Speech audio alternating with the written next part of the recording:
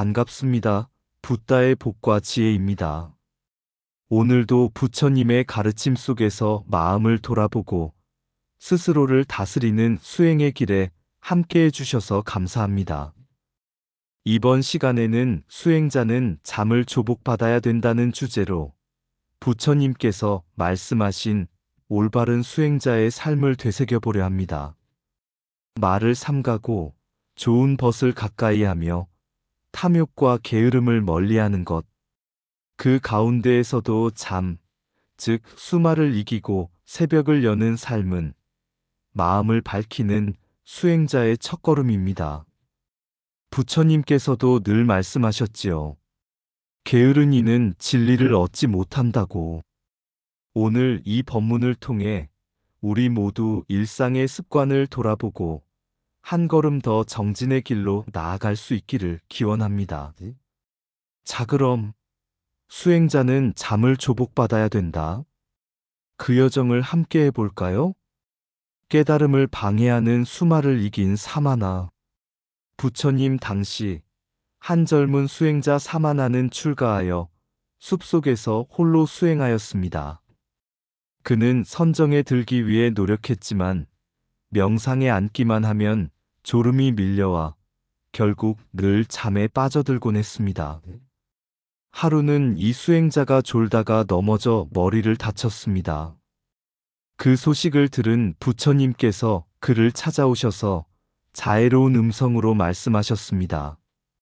수행자는 졸음을 이겨내야 한다.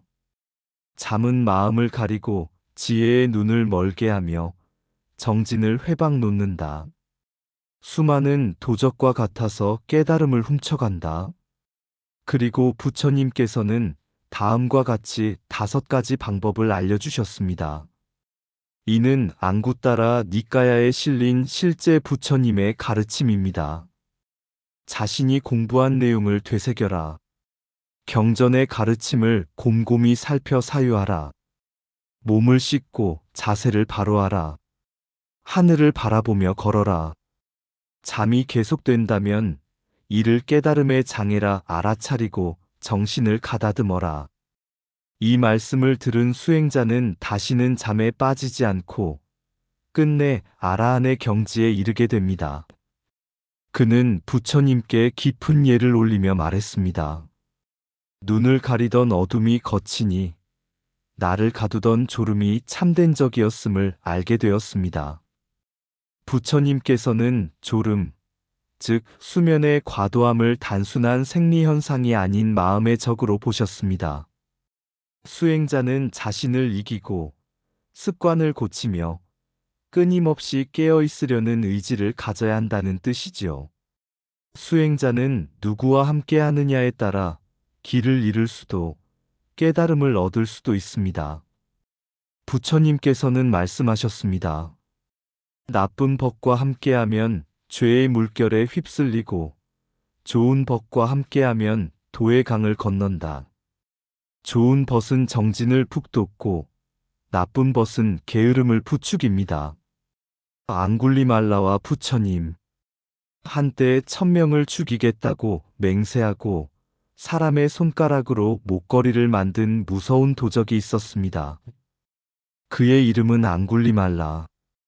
그는 세상 사람 모두가 벌벌 떠는 자였고 그를 따르는 무리는 온갖 죄악을 저지르며 살았습니다.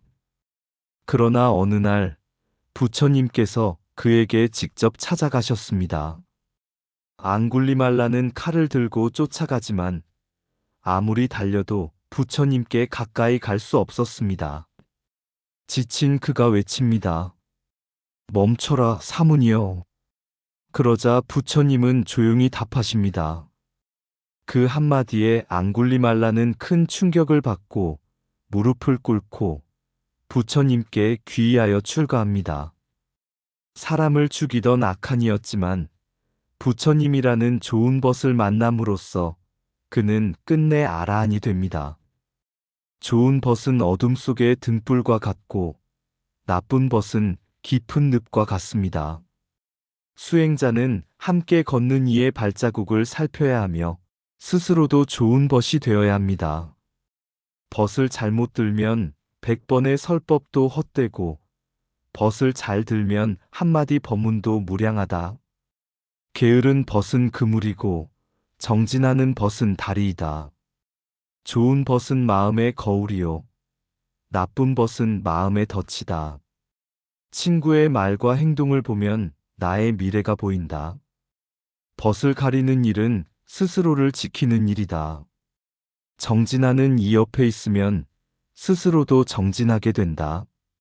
무리가 어리석으면 지혜로운 자도 어리석어지고 무리가 지혜로우면 어리석은 자도 지혜로워진다. 벗은 함께 가는 길이니 올바른 벗은 올바른 길을 만든다. 어리석은 벗은 칼보다 날카롭고 지혜로운 벗은 등불보다 밝다. 마음이 따르지 못할 벗은 처음부터 멀리해야 한다. 벗을 살피는 일은 자신을 살피는 일보다 먼저 해야 한다. 수행자에게 있어 벗은 교단이며 교단은 수행의 울타리다. 앙굴리말라는 칼을 버리고 부처를 따랐고 그 순간 모든 죄업은 멈췄다. 진정한 벗은 내가 침묵할 때에도 나를 깨우는 이다. 좋은 벗과의 만남은 전생의 공덕이며 나쁜 벗과의 이별은 큰 복이다. 부처님께서는 수행자는 수마를 다스릴 줄 알아야 한다고 하셨습니다.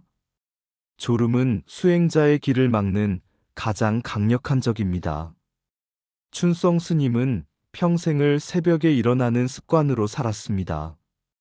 자복 하나로 잠을 청하고 자정만 되면 누구보다 먼저 도량을 돌며 목탁을 치셨습니다.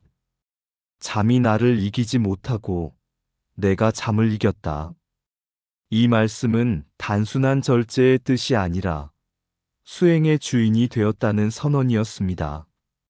노보살 이야기. 어느 시골절에 매일 새벽 3시면 정확히 법당 문을 여는 노보살이 있었습니다. 보살님, 어떻게 이렇게 매일 일어나세요? 라는 질문에 그녀는 웃으며 말했습니다. 세상 일에 끌리기 전에 먼저 부처님을 만나러 가야지요. 그녀는 수십 년간 수마를 넘은 경건한 습관으로 마음을 다듬고 세상을 준비했습니다. 수마의 구름이 마음의 달을 흐리나 날카로운 취무검을 뽑으면 달빛이 스스로 밝으리라. 수행자는 자신의 마음의 달을 흐리게 하는 잠의 구름을 걷어내고 정신의 칼로 어둠을 가를 줄 알아야 합니다. 고속도로에서의 졸음운전, 강의 시간에 꾸벅이는 졸음. 수행자에게도 다르지 않습니다. 하지만 차이점은 그 졸음을 이겨내고 일어서는 힘이 바로 수행의 시작이라는 점입니다. 망령되게 자신을 높이거나 남을 업신여기지 말라. 세속의 지위나 지식, 명예는 절 안에서 내려놓고 평등한 부처님의 제자로 돌아가야 합니다. 지위 높은 출가자와 행자 스님. 어느 날 한 지위 높던 교수가 출가하여 사찰에 들어왔습니다. 그는 자신이 유식하다는 이유로 행자 스님을 무시했습니다. 그 모습을 본 큰 스님이 조용히 말했습니다. 여기선 지식보다 겸손이 먼저입니다. 부처님 앞에선 누구도 높지 않습니다. 그 교수는 크게 부끄러워하며 눈물을 흘렸고 그날 이후 그는 누구보다 낮은 자세로 법당 바닥을 닦았습니다. 그는 그날을 진짜 수행이 시작된 날이라고 회고했습니다. 재물과 여자를 바른 생각으로 대하라. 부처님께서는 재물과 이성에 대한 욕망을 수행자의 가장 큰 독이라고 하셨습니다. 탐심이 생기면 곧 수행은 무너집니다. 재물을 사적으로 쓰지 않은 스님. 한 스님은 신도들이 보시한 재물을 조금도 사사로이 쓰지 않았습니다. 그 돈은 늘 경전 인쇄, 도서 기증, 불자 교육에 사용되었습니다. 신도들이 묻자 스님은 이렇게 말했습니다. 이 재물은 내 것이 아닙니다. 부처님의 지혜를 밝히는 기름입니다. 경계하지 못한 한 수행자의 몰락. 어떤 스님은 불자의 기부를 개인적인 편의에 썼고 결국 그 절은 문을 닫고 말았습니다. 이름은 남기지 않지만 그 일은 수행자의 마음이 흐려지면 어떤 결과가 오는지를 경책으로 보여주는 사례로 남습니다. 재물과 여자는 독사보다도 독하다. 그 눈빛에 사로잡히면 수행자의 피가 거꾸로 흐른다. 수행자는 탐심 앞에서 무너지지 않고 오히려 그것을 다스리는 자가 되어야 합니다. 그것이 곧 수행의 힘입니다. 수마를 이기지 못하면 지혜는 문을 열지 않는다. 깨어있는 자만이 부처의 길을 밝힌다. 마음의 달이 흐릴지라도 잠을 거두면 달빛은 스스로 환하다. 몸이 피곤하다고 마음까지 눕게 하지 마라. 수행자는 밤을 잠이 아니라 정진으로 삼는다. 부처 앞에 선 벼슬도 학문도 다 허공과 같다. 자신을 높이는 자는 진리에서 멀고 자신을 낮추는 자는 지혜에 가깝다. 겸손은 수행자의 법이요. 교만은 마의 깃털이다. 불단 앞에선 누구나 행자이며 법 앞에선 모두가 제자이다. 진정한 고승은 높은 자리에 있지 않고 낮은 데서 세상을 밝힌다. 탐욕이 들어온 문으로는 지혜가 나간다. 재물은 지혜를 밝히는 기름이 되어야지 마음을 태우는 불이 되어선 안 된다. 욕망을 경계하지 않으면 수행은 제자리를 맴돈다.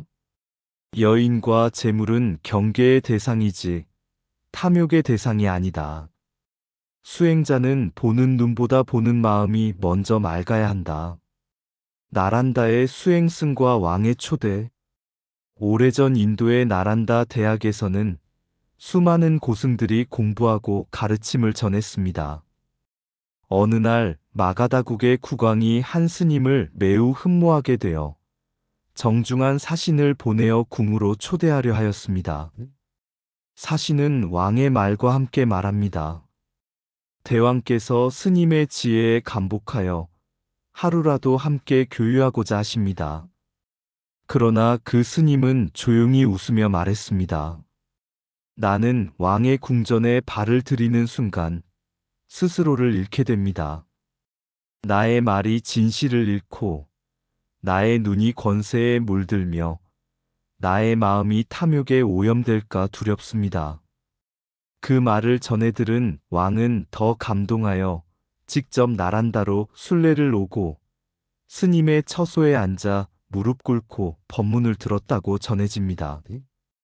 그 스님은 이후에도 세속과 거리를 두고 수행승은 백성의 등불이 되어야지 왕의 그림자가 되어서는 안 된다.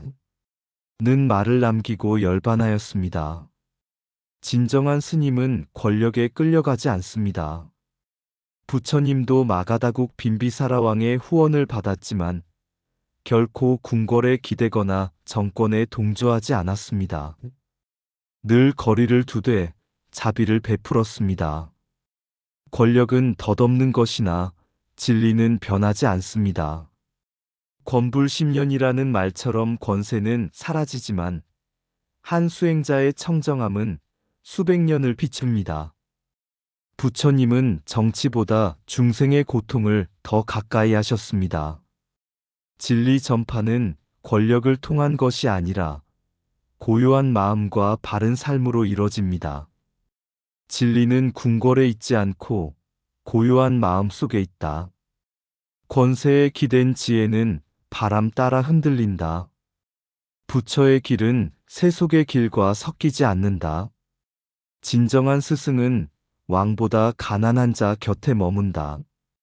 권력은 강물과 같아 믿는 자를 휩쓸고 간다. 부유한 시주의 금은보다 가난한 자의 연불이 깊다. 수행자는 칭송보다 고요를 따르고 권세보다 자비를 따른다. 세속의 향기는 머무르지 않되 진리의 향기는 끝없이 퍼진다. 권력과 가까우면 마음이 어두워지고 가난한 자와 가까우면 마음이 밝아진다. 깨달음은 높은 자리에 앉은 자가 아니라 낮은 마음을 지닌 자에게 온다. 법은 높은 궁보다 깊은 산사에서 피어난다. 진리는 임금의 명령보다 부처의 침묵 속에서 더 크게 울린다.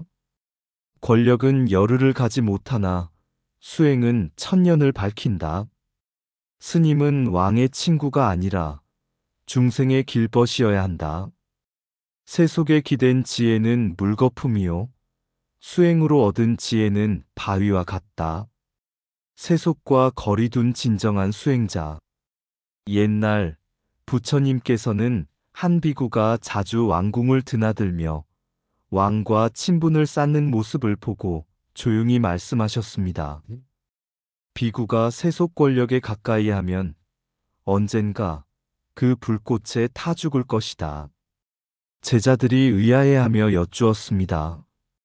세존이시여, 왕이 법을 존중하고 보시도하니 어찌 그것이 해롭습니까? 부처님은 연잎 위에 물방울을 가리키며 답하셨습니다. 연잎 위의 물은 언제든 미끄러져 떨어진다. 수행자는 그처럼 세속 위에 있으되 젖지 않아야 한다. 그 후로 제자들은 궁전의 잔치에 초대받아도 가지 않았고 권력자의 후한 보시에도 탐내지 않았습니다. 그들은 오직 법을 따르고 중생의 괴로움을 덜기 위한 수행에만 전념했습니다. 그 모습을 본 백성들은 말했습니다. 저 스님들은 참 부처님의 사람들이다. 우리와 함께하면서도 우리를 탐내지 않고 높은 자리에 앉아도 자신을 높이지 않는다. 수행자는 세속과 가까우면서도 휘둘리지 않고 권세를 가까이 하지 않으며 오직 진리의 향기로 대중에게 다가가야 합니다. 그것이야말로 세속에 물들지 않는 연꽃과 같은 부처님의 참된 제자의 길입니다. 세속과 거리둔 수행자. 세속의 빛, 탐욕의 바람 속에 맑은 연꽃 한 송이 피어나네. 권력의 굴레는 쇠사슬 같아.